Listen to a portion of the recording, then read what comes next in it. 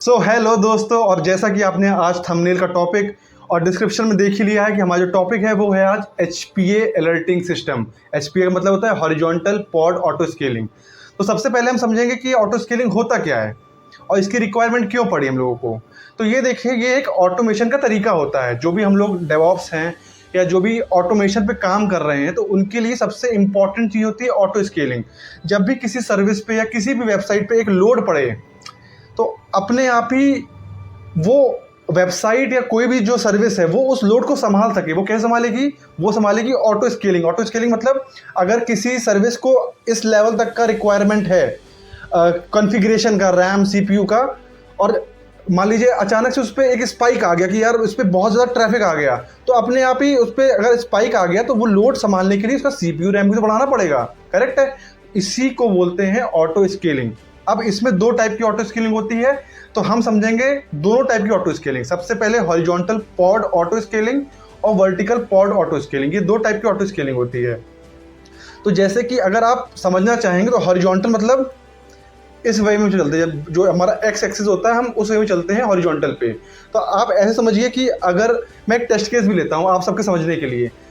तो जैसे कि आप जानते हैं कि आप सभी लोग एक ऑनलाइन शॉपिंग करते ही होंगे, पेटीएम मॉल से, फ्लिपकार्ट, सेल चलती रहती है, बिग बिलियन डील्स, सारी सेल्स चलती हैं। तो आप ये सोचिए, मैं इसकी बात करूँ आपका जो हॉटस्टार जो है, तो हॉटस्टार पे IPL चलता है। अभी तो जो जियो ने अपना लॉन्च कर दिया है तो ट्रैफिक वहाँ डाइवर्ट हो गया है। तो आप ये समझिए कि अभी किसी भी वेबसाइट पे, फ्लिपकार्ट हो या आपका हॉटस्टार हो, उस पर 1 लाख लोग ट्रैफिक है, 1 लाख लोगों का ट्रैफिक है। फॉर एन एग्जाम्पल उन्होंने बोला कि रात के 12 बजे के बाद सेल है किसी स्पेसिफिक स्टॉक पे 50% डिस्काउंट। तो जितने लोग होंगे 1 लाख से ऊपर के लोग, 10 लाख लोग, वो सोचेंगे क्या मैं 12 बजे के बाद लॉगिन करूंगा और उसको एक्सेस करके उसको परचेज कर लूँगा, जो भी टी-शर्ट जो भी बाय करना 50% डिस्काउंट पे है। अब इसमें क्या होगा, वो जो हमारा फ्लिपकार्ट की वेबसाइट है, कोई वेबसाइट है, वो होस्टेड है क्यूबरनेटीज़ पे। क्यूबरनेटीज़ पे एक होता है HPA मतलब हॉरिजॉन्टल पॉड ऑटो स्केलिंग, हम लोग कन्फिगर कर देते हैं, और वहाँ पे VPA भी कन्फिगर्ड होता है। अब आप समझिए कि जैसे ही 1 लाख लोग थे, तो उस पर मान लो मैंने एक सर्वर है जिसका मान लो 32 कोर CPU में लगा हुआ है और 64 GB रैम लगी हुई है। वो एक एग्जांपल ले रहा हूँ, वो हमारा 1 लाख लोगों का ट्रैफिक संभाल ले रहा है। अब 10 लाख लोगों का ट्रैफिक आएगा तो क्या वो संभाल पाएगा? नहीं संभाल पाएगा, वो साइट क्रैश हो जाएगी। अगर आपने देखा होगा जब आप नीट में या कई बार SBI में ये हमेशा सुनते हैं कि साइट क्रैश हो गई, सर्वर डाउन हो गया है। ये क्यों डाउन होता है? इसीलिए हम लोग क्या करेंगे, इस जो एक्स्ट्रा ट्रैफिक आ रहा है इसको संभालने के लिए हम लोग करेंगे हॉरिजॉन्टल पॉड ऑटो स्केलिंग। कैसे? अगर ये एक सर्वर है जो कि 1 लाख लोगों का ट्रैफिक संभाल रहा है, जैसे ही स्पाइक आया, इसको लगा कि अब ये मेरे बस की बात नहीं है, सेम एक और मशीन लॉन्च हो जाएगी। अब एक मशीन ये, टोटल 2 मशीन आ गई हैं। अब एक के बाद एक, अब मान लो लगता है दोनों मशीन संभाल नहीं पाएंगी, एक और मशीन लॉन्च हो जाएगी। ये जो स्पाइक ना संभालने के बाद एक और मशीन ऑटोमेटिकली लॉन्च हो रही है, इसी को हम लोग बोलते हैं horizontal pod auto scaling. Correct? Clear? समझ में आ गया?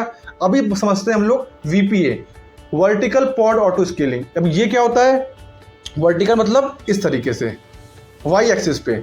अब इसको समझिए कैसे, एक सिस्टम है, अब सिस्टम एक ही है, अभी तो हम लोग हॉरिजॉन्टल चल रहे थे तो सिस्टम बढ़ रहे थे X एक्सिस पे। आप समझ रहे हैं ना? समझने का तरीका है, मैं तो ऐसे समझाऊँ।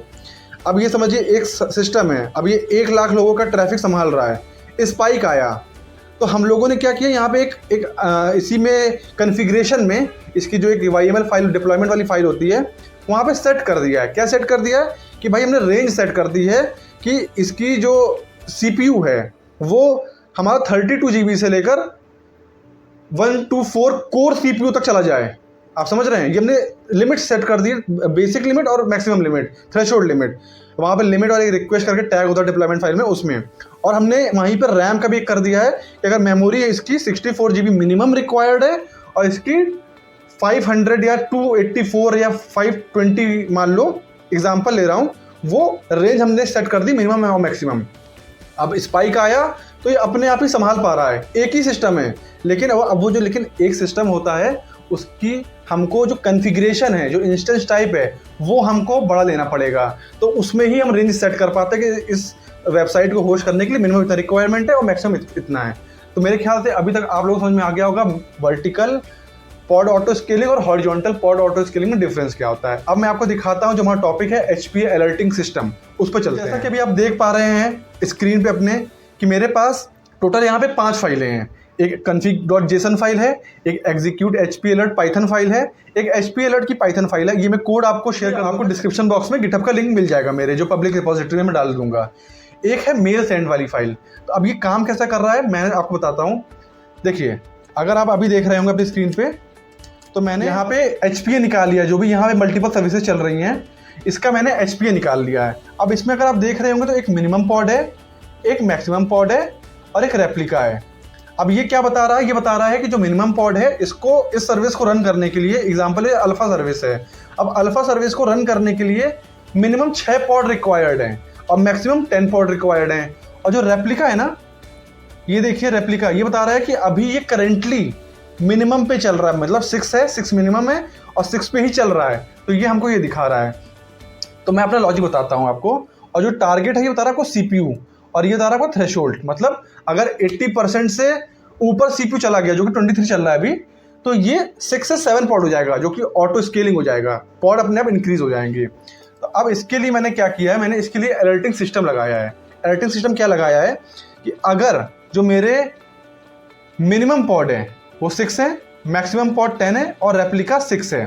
अगर आप देखिए कैसे अलर्टिंग सिस्टम काम करेगा। अगर ये जो मैक्सिमम पॉड है, ठीक है, और ये रेप्लिका जो कि है करेंटली रनिंग पॉड, रेप्लिका समझना करेंटली रनिंग पॉड, अगर ये दोनों इक्वल हो गए 10 और 10, मतलब हमने मैक्सिमम पॉड 10 सेट किए थे और करेंटली जो रनिंग पॉड है वो भी 10 है, तो अब ये हमारा चल रहा है एकदम थ्रेशोल्ड वाले पॉड पे चल रहा है।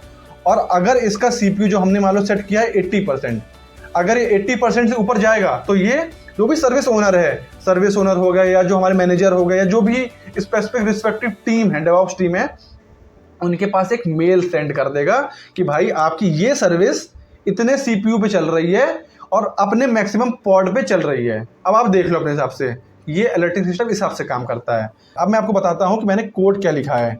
तो देखिए, पाइथन स्क्रिप्ट में मैंने क्या लिखा है कि सबसे पहले हम लोगों ने इंपोर्ट किया जेसन को और सब प्रोसेस को। ये जो हमने लाइब्रेरीज को इसलिए इंपोर्ट किया ताकि हम लोग क्यूबरनेटीज में जो शेल स्क्रिप्ट है और लिनक्स दोनों का हम लोग कॉम्बिनेशन बना पाएँ, ठीक है। सबसे पहले देखो, मैंने आउटपुट वाला वेरिएबल है, इस पर हम लोगों ने क्या किया, जितने भी हमारे सर्विसेज के नेम हैं $1 करके, AW की $1 जो हम लोगों ने किया है, उससे जो पहला हमारा कॉलम है उसके सारे हमारे नेम्स इस वेरिएबल में स्टोर हो गए। किस फॉर्मेट में? स्ट्रिंग फॉर्मेट में, ठीक है।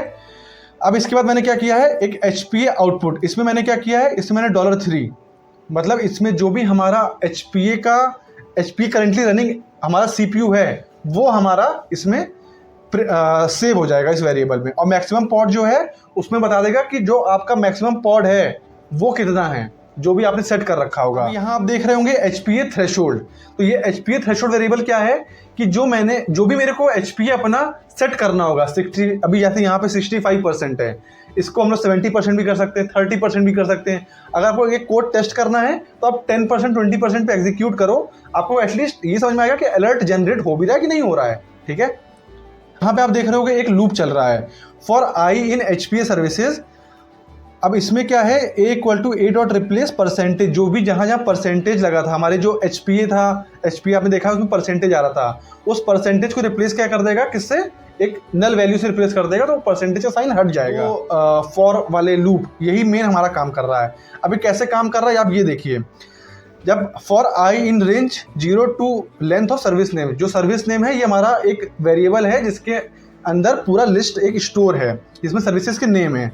अब ये स्टार्टिंग वाले सर्विस नेम से स्टार्ट कर रहा है और जितने सर्विस हैं उन सब में एक एक करके बढ़ेगा और सर्विसेज का नेम को एग्जीक्यूट करता रहेगा। अभी क्या चेक कर रहा है, अगर हमारा मैक्सिमम पॉड रेप्लिका के बराबर हो गया, रेप्लिका मतलब करेंटली रनिंग पॉड, अगर उन दोनों की वैल्यू इक्वल हो गई तो क्या चेक कर रहा है, इफ़ अगर उसका जो HPA है हमारे थ्रेशोल्ड वैल्यू से ऊपर चल रहा है तो ये फ्लैग की वैल्यू 1 कर देगा। अभी हम लोगों ने फ्लैग क्यों यूज़ किया है, देखिए कई बार क्या होता है, स्पाइक कुछ मिनट के लिए आता है। अब अगर कुछ मिनट के लिए आएगा तो अब ऐसा तो नहीं है फिर आप अलर्ट जनरेट कर दोगे, है ना। अब कुछ एक स्पाइक आए 10 सेकेंड के लिए, अगर आप वैसे वो फिर वापस डाउन हो गया तो वो कोई एक्चुअली में अलर्ट नहीं है, वो तो पॉड ऊपर नीचे थोड़े बहुत होते रहते हैं। तो हमको क्या देखना है कि अगर वो लगातार 1 घंटे से वो सर्विस हाई पे चल रही है, उसका CPU थ्रेशोल्ड को ब्रीच कर रहा है, तो वो अलर्ट जनरेट करे। तो यहाँ पे मैंने लगाया फ्लैग इक्वल टू 1। तो यहाँ पे आपने देखा कि फ्लैग की वैल्यू 1 हो गई है और हमारा जो एक अलर्ट HPA वाला लिस्ट है उसमें वैल्यू 1 स्टोर हो गई है। अब आगे क्या होगा, ये लूप दोबारा एग्जीक्यूट होगा हर 10 मिनट। ये जो मैंने स्क्रिप्ट लगाई है ये हर 10 मिनट में एग्जीक्यूट होगी। अभी जब अगले 10 मिनट में एग्जीक्यूट होगी तो क्या होगा, फ्लैग की वैल्यू 1 थी, अब वो 2 हो जाएगी। फिर 10 मिनट में, ऐसे 1 घंटे में 6 बार एग्जीक्यूट होगी। अगर किसी भी सर्विस में फ्लैग की वैल्यू बार बार अगर वो थ्रेशोल्ड को ब्रीच कर रहा है तो फ्लैग की वैल्यू 1 होती जाएगी। 1 घंटे बाद कितनी वैल्यू हो जाएगी बताइए आप लोग, 6 हो जाएगी, करेक्ट। तो अब अगर वो 6 हो जाएगी वैल्यू तो वो अलर्ट जनरेट कर देगा। जैसे उसकी वैल्यू का 6 हो गई, आप देखिए क्या हो रहा है सेकंड वाले लूप में। क्या हो रहा है, अगर उसकी वैल्यू 6 से ऊपर है और जो HPA है वो थ्रेशोल्ड को अभी भी ब्रीच कर रहा है तो क्या कर देगा प्रिंट वो, कि भाई जो आपकी सर्विस है वो रन कर रही है मैक्सिमम पॉड पे, और क्या कर रही है, उसका CPU कितना है और उसका HPA कितना चल रहा है वो भी बताएगा ये। अब एग्जीक्यूट HPA अलर्ट वाली जो पाइथन फाइल है हम लोग उसको देखने जा रहे हैं। देखिए इसमें क्या हो रहा है कि इसमें जो हमारी फाइल है output.txt फाइल, मैंने कहा था मैं एक मेल में एक फाइल भेज देता हूँ जो कि जो भी सर्विस ओनर है या स्पेसिफिक मैनेजर है वो चेक कर लेता है भाई कि इस फाइल के अंदर क्या है, उस फाइल में क्या स्टोर होता है, कि वो जो सर्विस है वो इतने CPU को ब्रीच कर रही है और वो मैक्सिमम पॉड पे चल रही है, ये उस फाइल में लिखा होता है। तो ये output.txt फाइल को ओपन कर रही है रिटर्न मोड पे, देखा W मतलब राइट मोड पे ओपन कर रही है, और उसमें क्या कर रही है, ये पाइथन 3, ये जो भी हम अगर किसी फाइल को हमको रन करना है पाइथन की फाइल को तो कैसे रन करते हैं, पाइथन 3 या पाइथन 2 जो भी उसका वर्जन हमारे में स्टोर है, अभी लेटेस्ट पाइथन 3 चल रहा है तो मैं वही यूज़ करता हूँ। और जो HPA अलर्ट वाली फाइल है इसको ये एग्जीक्यूट कर देता है, ठीक है। अब मैं दिखाने जा रहा हूँ वो मेल वाली फाइल। अब वो मेल कैसे भेजता है देखिए, अब इसमें क्या आपको दिख रहा है, इसमें आपको दिख रहा है मेल भेज रहा है -A हम लोग क्यों लगाते हैं कि उस फाइल को हमको अटैच करना है, इसलिए -A लगाया गया है। -S क्या है, वो सब्जेक्ट है HPA अलर्ट फॉर प्रोडक्शन वाला। और जो आपको TZ दिख रहा है ये किस लिए लगाया है हमने, ये लगाया है हमने क्योंकि जो मेरे लैपटॉप में टाइमिंग आती है वो UTC टाइमिंग होती है। UTC और जो इंडियन स्टैंडर्ड टाइम है उसके बीच में कितना फ़र्क है, 5 आवर 30 मिनट। तो ये टाइम को चेंज कर दे रहा है इंडियन टाइम पे, ताकि हमको ये दिख जाए कि भाई हमारा जो अलर्ट है वो किस डेट को आया और किस टाइम पे आया, ताकि हमको क्लियरिटी रहे कि भाई ये हमारा स्पाइक कब आया था। तो ये फाइलें एग्जीक्यूट कैसे कर रही हैं, ऑटोमेशन कहाँ पे हो रहा है, तो ऑटोमेशन की लगाते हैं हम लोग क्रॉन जॉब। क्रॉन जॉब को मैं आपको दिखा देता हूँ। क्रॉन जॉब लगी है, उसमें क्या कर रहा है, हर 10 मिनट में वो एग्जीक्यूट HPA अलर्ट वाली फाइल को रन कर रहा है। अगर वो थ्रेशोल्ड ब्रीच कर रहा है तो वो फाइल स्ट्रिंग में output.txt फाइल में स्टोर हो रहा है, समझिएगा। जब output.txt में स्टोर हो जा रहा है वो, फिर वो अगर चेक कर रहा है मेल वाला जो हमारा क्रॉन जॉब चल रहा है जो कि हर 11 मिनट पे चल रहा है, कि अगर हमारा जो मेल output.txt फाइल में कंटेंट है तो ही वो मेल भेजे रिस्पेक्टिव टीम को, अदरवाइज नहीं भेजे। इस तरीके से हमारा पूरा ये HPA अलर्ट वाला काम करता है। तो मेरे ख्याल से आपको ये पूरा आइडिया हो गया होगा कि HPA अलर्टिंग सिस्टम कैसे काम करता है। ये मेरे लिए बहुत अच्छी चीज़ थी, मैंने बहुत ही एफर्ट डाल के इस स्क्रिप्ट को लिखा, और इससे एक बहुत बड़ा इशू, देखो मैं जिस कंपनी में काम करता हूँ वो प्रोडक्ट कंपनी है उनकी भी एक वेबसाइट है now.com करके, जिसपे बहुत सारी सेल्स होती रहती हैं। अगर सेल्स होती हैं तो उसके लिए हम जो हमारी टीम है इसको एक HPA अलर्ट चाहिए होता है। या तो देखो आप डेटाडॉग, इन सब जो बड़े बड़े अलर्टिंग सिस्टम है इनको पैसा आप भेजो, वो आपके प्रोडक्शन जितना आपको चल रहा है ना उससे ज़्यादा पैसा वो ले जाते हैं, $50,000 मंथली। अब इतना आप पैसा डेटाडॉग को दोगे, बेटर है आपको स्क्रिप्ट लिख दो जिससे आपका सॉल्यूशन हो जाए, आपका जो भी ऑब्जेक्टिव है वो रिजॉल्व हो जाए। तो इस तरीके अब मैं दिखाता हूँ आपको ये मेल काम कैसे करता है। मैं आपको एक सैंपल मेल भी दिखा देता हूँ।